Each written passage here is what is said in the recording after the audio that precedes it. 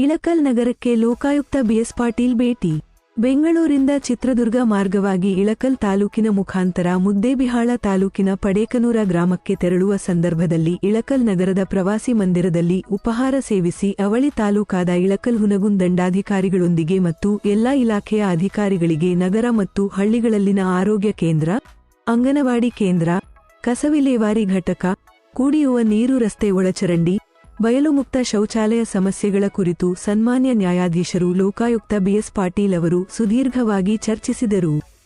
ಗ್ರಾಮಗಳ ಮತ್ತು ನಗರಗಳಲ್ಲಿ ಯಾವುದೇ ರೀತಿಯ ಸಮಸ್ಯೆಗಳು ನಮ್ಮ ಗಮನಕ್ಕೆ ಬರದ ಹಾಗೆ ನೋಡಿಕೊಳ್ಳಿ ಎಂದು ಅಧಿಕಾರಿಗಳಿಗೆ ಎಚ್ಚರಿಕೆ ನೀಡಿದರು. ಈ ಸಂದರ್ಭದಲ್ಲಿ Lokayukta SP Satish Chitagubbi, Lokayukta DSP Siddeshwar, Lokayukta inspector Basavaraj Mukartihal, Lokayukta Bidari ಹಾಗೂ ಲೋಕಾಯುಕ್ತ ಸಿಬ್ಬಂದಿ ವರ್ಗ, ತಾಲೂಕು ದಂಡಾಧಿಕಾರಿ ಸತೀಶ ಕೂಡಲಗಿ, ಹುನಗುಂದ ತಹಶೀಲ್ದಾರ್ ನಿಂಗಪ್ಪ ಬಿರಾದರ್, ತಾಲೂಕ್ ಪಂಚಾಯತ್ ಕಾರ್ಯನಿರ್ವಾಹಕ ಅಧಿಕಾರಿ ಮುರುಳಿಧರ್ ದೇಶಪಾಂಡೆ, ಇಳಕಲ್ ನಗರಸಭೆ ಪೌರಾಯುಕ್ತ ಶ್ರೀನಿವಾಸ್ ಜಾಧವ್, ಹುನಗುಂದ ಇಳಕಲ್ ತಾಲೂಕಾ ಸಿಪಿಐ ಅನಿಲ್ ಸವದಿ, ಇಳಕಲ್ ಪಿಎಸ್ಐ ನಾಯಕ್, ಗ್ರಾಮ ಲೆಕ್ಕಾಧಿಕಾರಿಗಳಾದ ಮಹಾಂತೇಶ ಕಲ್ಮಠ, ಭೀಮನಗೌಡ ಮೂಲಿಮನಿ, ಪಿಡಬ್ಲ್ಯೂಡಿಎಇ ವೆಂಕಟೇಶ್ ಹೂಲಗೇರಿ, ಕಂದಾಯ ಅಧಿಕಾರಿ ನವೀನ್ ಕುಮಾರ್ ಬಲಕುಂದಿ ಮತ್ತಿತರರು ಉಪಸ್ಥಿತರಿದ್ದರು. ನೋಡಿ, ಲಾಸ್ಟ್ ಟೈಮ್ ನಾನು ಬಂದಿದ್ದೆ ಹಾಸ್ಪಿಟಲ್ ವಿಸಿಟ್ ಮಾಡಿದ್ದೆ. ಭಾಳ ಅವ್ಯವಸ್ಥೆ ಇತ್ತು. ಅದನ್ನ ಡೈರೆಕ್ಟರ್ ಮೆಡಿಕಲ್ ಎಜುಕೇಷನ್ ಕರೆದು ನಿಮ್ಮ ಯಾರು ME ಜಯ ME DHO ಇದ್ರು, ಅವ್ರಿಗೆಲ್ಲ ಕೇಸ್ ರಿಜಿಸ್ಟರ್ ಮಾಡಿ ಡಾಕ್ಟರ್ ಪೋಸ್ಟ್ ಮಾಡಿಸಿದ್ರು. ಟಾಯ್ಲೆಟ್ಸ್ಗಳನ್ನ ಎಲ್ಲ ನೀವು ನೀರೆಲ್ಲ ಸರಿ ಮಾಡಿಸಿ.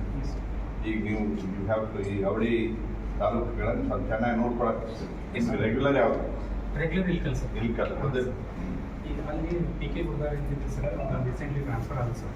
ಇನ್ನೊಬ್ರು ಯಾರು ಬಂದಿಲ್ಲ ಸರ್, ಅಲ್ಲಿವರೆಗೆ ಚಾರ್ಜ್ ಆಯ್ತು. ಅಟ್ಲೀಸ್ಟ್ ನೀವು ಇದ್ದಿರಲಿಲ್ಲ, ಇದನ್ನ ನೋಡ್ಕೊಬೇಕಾಗುತ್ತೆ ಸರ್. ಅದು ಮಾಡಿಸ್ಕೊಡ್ತೇನೆ ಸರ್. ಏನಾಗಿದೆ ಸರ್ ಸಮಸ್ಯೆ? ಹಾಸ್ಪಿಟಲ್ ಹಿಂದ್ಗಡೆ ಒಂದು ದೊಡ್ಡದಾಗಿ ಒಂದು ದೇವಾಲಯ, ಅವ್ರು ಎಲ್ಲಿನೂ ಔಟ್ಲೆಟ್ ನೀರೆಲ್ಲ ಇಲ್ಲ. ಈ ಕಡೆ ಬಂದು ಹೋಗಿ ನೋಡಿ, ಇನ್ಸ್ಪೆಕ್ಷನ್ ಮಾಡಿ ಅದನ್ನು ಕರೆಕ್ಟ್ ಮಾಡಿಕೊಡಿ. ಬಂದಿದೆ ಅಂದರೆ ಇವ್ರದ್ದು ರಿಪೋರ್ಟ್ ಬಂದಿದೆ ಅಂದರೆ ಕೇಸ್ ರಿಜಿಸ್ಟರ್ ಆಗಿರ್ಬೋದು.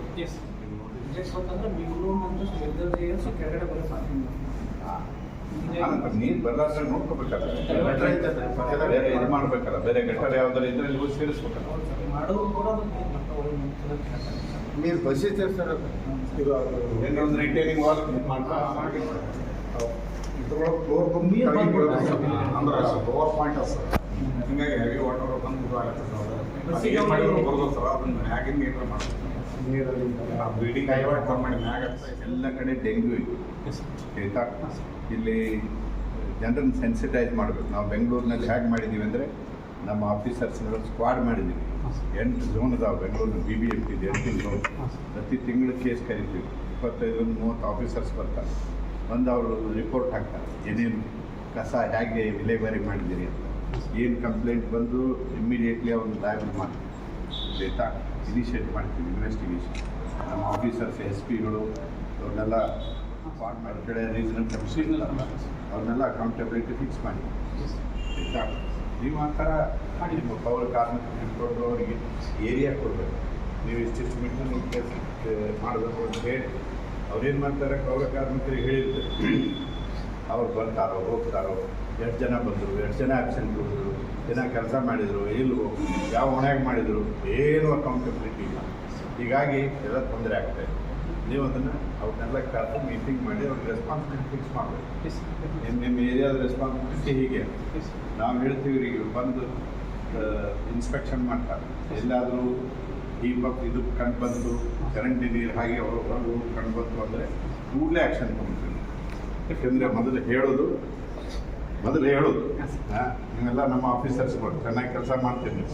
ಆದರೆ ನಮ್ಮ ಕಡೆ ಜನರಿಗೆ ಏನು ಬೇಕು ಅಂದರೆ ಸ್ವಲ್ಪ ತಿಂದು ಯಾರು ಹೇಳೋರು ಇರ್ಬೋದು. ಸರಿ ನಡ್ಕೊತ ಹೋಗ್ಬಿಡ್ತಾರೆ.